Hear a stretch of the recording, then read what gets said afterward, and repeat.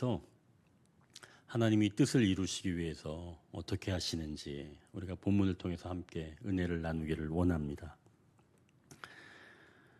이번에 우리나라에 다시 한번 아픈 역사가 기록되었습니다. 대통령이 탄핵되는 일을 다시 겪었는데요. 그렇게 가슴 아픈 일 가운데서도 가슴 따뜻한 그런 이야기가 있었습니다. 이 헌법재판소 권한대행이었던 이 문형배 재판관이 가난한 농부의 아들로 태어나 학업을 이어갈 수 없었지만 고등학교 2학년 때 김장하 선생을 만나서 그분의 도움으로 대학교 4학년 때까지 학업을 이어갈 수 있었다 하는 그런 내용이었습니다. 그러면서 문 대행이 예전에 이야기했던 것이 있는데요. 오늘의 나를 있게 한 건 어른 김장하였다. 이렇게 고백을 했습니다. 여기까지 이야기를 들으면 김장하 선생은 사람 농사를 참 잘 지었구나. 그래서 훗날 존경받는 사람이 되었구나. 이렇게 마칠 수가 있겠죠. 그런데 제 마음이 따뜻해진 건 그 다음 이야기였어요. 이 또 다른 사람이 김장하 선생에게 장학금을 받았는데 이 김장하 선생에게 찾아와서 이렇게 이야기를 했다는 거예요. 선생님, 제가 특별한 사람이 못 되어서 죄송합니다. 라고 했다는 겁니다. 그러니까 자기 딴에는 미안했던 거죠. 왜 그러냐면 김장하 선생의 장학금을 받은 사람 중에 많은 사람들이 이 문 대행처럼 사회적으로 영향력 있는 인물로 자랐는데 이 자신은 그렇지 못하다고 이 선생님에게 죄송합니다 이렇게 이야기를 했다는 거예요. 그런데 그 이야기를 듣고 김장하 선생이 이렇게 말했답니다. 나는 그런 거를 바라는 건 아니었어. 우리 사회는 평범한 사람들이 지탱하고 있는 거야. 이렇게 말했다는 거예요. 여러분 별로 감동이 없나 봐요. 저는 이거 굉장히 감동받았어요. 여러분들은 나는 비범하니까 그렇게 생각하시는 건 아니죠? 저는 평범한 사람이라서 감동을 받았습니다. 하나님의 꿈도 위대한 한 사람으로 이루어지는 것이 아닙니다. 하나님은 작은 힘을 모아서 사용하신다고 말씀합니다. 17절을 보십시오. 그때 요나단과 아히마스가 사람이 볼까 두려워하여 감히 성에 들어가지 못하고 에느로겔가에 머물고 어떤 여종은 그들에게 나와서 말하고 그들은 가서 다윗 왕에게 알리더니 요나단 그리고 이 아히마스는 대제사장인 아비아달과 사독의 아들들입니다. 예루살렘에서 정보가 나오면 다윗에게 알리는 임무를 맡았던 자들이죠. 이들이 예루살렘 성 안으로 들어가지는 못했습니다. 혹여나 붙잡힐까 봐 그랬던 거겠죠. 그래서 이들은 예루살렘 가까운 이 에느로겔 샘에 대기하고 있던 겁니다. 그렇다면 이들에게 누가 소식을 전해주었는가 보니까 어떤 여종이라 그러는 거예요. 이름도 없어요. 그냥 어떤 여종, 그냥 신분만 말하는 겁니다. 하나님의 뜻을 이루시기 위해 사용하는 한 사람은 뭔가 정말 대단한 사람이 아닐 수도 있다는 거예요. 얼마든지, 아니 오히려 정말 평균보다 못한 사람일 수도 있다는 거죠. 좀 전에 김장하 선생이 말한 것처럼 우리 사회는 평범한 사람들이 지탱한다면 하나님은 그분의 뜻을 이루시기 위해 지극히 작은 한 사람을 사용하십니다. 또한 그리 대단할 것 같지 않는 그 일을 통해서 하나님은 하나님의 뜻을 이루어 가시는 줄 믿습니다. 자, 그럼 이제 이걸 우리 삶에 좀 적용을 해 봐야 되겠죠. 아니 제가 어제 교회에 있는 그런 오래된 화분을 다른 곳으로 옮기고 그리고 와서 한 군데 신방을 갔다가 이제 신방이 끝나고 그 화분을 옮기면서 차가 지저분해졌기에 그걸 다 치웠습니다. 그랬더니 오후 4시가 됐어요. 하루 동안 뭐 했나? 그래서 마음이 굉장히 공허해지는 겁니다. 뭔가 내가 만족할 만한 것이 없다고 느껴졌을 때 마음이 공허해지는 거더라고요. 작은 일들이 모여서 내 삶이 빚어지는데도 우리가 그것을 잊어버린다면 내가 하는 일 자체가 의미가 없어 보이고 작아지죠. 그러나 뭔가 이루지 못한 것과 같은 바로 그러한 날들이 모여서 주님의 뜻을 이루는 줄 믿으시길 바랍니다. 작아 보이는 것, 의미가 없어 보이는 것, 이러한 것들이 모여서 결국은 뜻을 이룰 수 있는 그런 중요한 발판이 되어갈 수 있다는 것이죠. 그러니 여러분, 내가 주님의 뜻을 이루는 사람인가? 뭔가 대단한 것을 해야 주님의 뜻을 이루는 것, 그게 아니라 오늘 나에게 주어진 그런 평범한 것 같은 일을 이루면서 견뎌낸다면 하나님은 그러한 날들을 통해서 주님의 뜻을 이루어가시는 줄 믿으시길 바랍니다. 자, 그럼 이제 생각하기를 그래, 내가 먼저 뭔가 좀 완전하게 준비하고 그래야 다 얻을 수 있지. 이제 이렇게 좀 생각할 수 있는데요. 이제 두 번째 기도 제목은 인간은 모든 것을 통제할 수 없다는 것입니다. 18절에서 20절인데요. 이 압살롬의 한 청년이 요나단과 아히마스가 수상한 움직임을 눈치채고 압살롬에게 보고를 한 겁니다. 그래서 이제 압살롬의 종들이 이제 이 요나단과 아히마스 뒤를 쫓았죠. 그런데 이 요나단과 아히마스가 이미 바후림의 어떤 집에 들어가 있는 겁니다. 그래서 마당에 있는 마른 우물에 숨은 거예요. 그 집 여인이 그 우물을 덮고 그 위에 곡식을 널어놓아서 이 압살롬의 종들은 그것을 알아차리지 못했습니다. 여인은 그들이 이미 시내를 건너고 있다고 해서 이 압살롬의 종들은 이 두 사람을 찾지 못하고 예루살렘으로 돌아갔다고 말씀합니다. 압살롬은 이 자기가 모든 것을 통제할 수 있다고 생각했는데 그 뜻대로 되지 않았던 거죠. 결국 인간은 모든 것을 통제할 수가 없다는 겁니다. 요나단 그리고 아히마스도 붙잡힐 위기였지만 좋은 사람들을 만나서 살게 되었습니다. 내가 하는 일이 평범하게 마치기 위해서 결국은 하나님의 절대적인 은혜가 필요하다는 것이죠. 우리는 그냥 작은 일이면 그냥 이루어진다고 생각하죠. 어차피 뭐 내가 별 의미 없는 일, 뭐 그거야 뭐 다 그냥 이루어지는 것 아닌가 생각할 수 있습니다. 원래 그냥 하던 거니까 그냥 하던 대로 하면 돼라고 생각한다는 거죠. 그러나 인간은 모든 것을 통제할 수가 없다는 겁니다. 평범한 하루를 살아내는 것도 내가 통제하는 그것으로 살아낼 수가 없다는 거예요.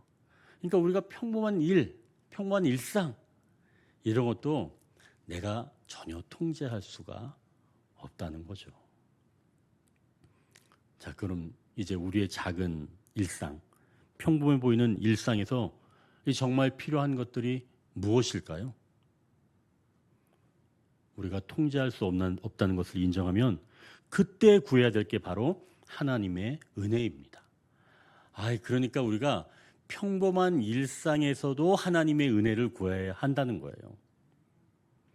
이 요나단과 아히마스가 바후림으로 도망치면서 어느 집으로 들어갔다 그랬죠. 이 바후림은 베냐민 지파 사람들이 사는 지역이에요. 베냐민 지파라고 하면 다윗을 좋게 여기지 않는 사람들입니다. 사울 가문에 있던 사람들이니까요.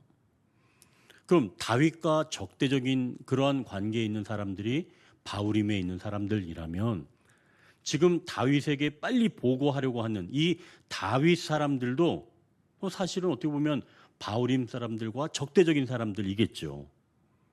그러니 다윗이 무너지기를 원하는 이 바울임 사람들에게 도움을 요청하는 다윗 사람을 도와줄 필요가 있겠어요? 안 도와주죠. 요나단과 이 아히마스가 숨으려고 왔다면 아마 숨겨주지 않고 여기 있습니다 하고 내주지 않았을까요? 그런데 마침 좋은 사람을 만난 겁니다. 숨겨줄 만한 사람을 만난 거죠. 그래서 쫓기는 사람을 숨겨주고 따돌려서 그들이 다윗에게 도착해서 정보를 전해줄 수 있도록 이 바울임의 어떤 사람이 도와줬던 겁니다. 그렇다면 하나님의 은혜가 없다면 우리의 일상을 살아낼 수가 없다는 것이죠. 그러니 여러분, 우리가 통제할 수 없다는 것을 인정하고 날마다 주님의 은혜를 구하며 살아가야 한다는 말씀입니다. 하나님께 사랑하신 성도 여러분, 우리의 평범한 일상도 하나님의 은혜를 구해야 하는 날들인 줄 믿으시길 바랍니다. 이렇게 평범한 날이 진정한 주님의 은혜로 평범한 날이 되시길 주님의 이름으로 축원합니다. 자, 이제 세 번째 기도 제목은 하나님의 사랑을 기억하며 인내하게 하소서입니다. 23절 한번 보십시오. 아히도벨이 자기 계략이 시행되지 못함을 보고 나귀의 안장을 지우고 일어나 고향으로 돌아가 자기 집에 이르러 집을 정리하고 스스로 목매어 죽음에 그의 조상의 묘에 장사되니라. 아히도벨은 그의 계략은 하나님께서 물어서 받은 것으로 여겨졌던 사람입니다. 그러니까 하나님의 지혜를 소유했던 사람이죠. 그런데 지금 자기의 뜻이 이루어지지 못한 것을 보고 고향으로 돌아가서 모든 것을 정리하고 삶을 마감했다고 합니다. 자, 인간은 모든 것을 통제할 수 없다는 것을 생각한다면 사실은 이런 비참한 결과를 맞이할 수는 없죠. 그러나 이것들을 잊어버리면, 즉 인간은 모든 것을 통제할 수 없다라고 하는 것들을 잊어버리게 되면 이런 결과를 맞이하게 되는 겁니다. 나의 유익만을 위해서 내가 모든 것을 통제하며 살아가겠다고 하는 생각, 이런 생각들이 정말 어리석은 생각이라는 거죠. 자, 그러면 우리는 이 아히도벨의 죽음을 통해서 알 수 있는 것은 무엇일까요? 육적인 생명은 인내하지 못한다는 겁니다. 나의 계략이 실행되지 못하는 것, 이것을 참지 못하는 거예요. 반대로 보면 영적 생명은 인내할 수 있겠죠. 육적 생명은 인내하지 못하지만 반대로 영적인 생명은 인내할 수가 있는 겁니다. 자, 그렇다면 영적인 생명을 예표하고 있는 이 다윗은 이 구절에서 어떤 것을 보여줄까요?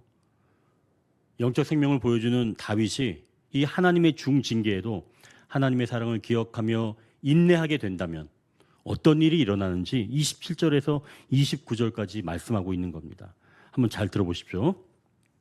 우리가 한 절씩 읽을까요? 27절에서 29절까지. 다윗이 마하나임에 이르렀을 때 암몬 족속에게 속한 라밧 사람 나하스의 아들 소비와 로데발 사람 암미엘의 아들 마길과 로글림 길앗 사람 바르실레가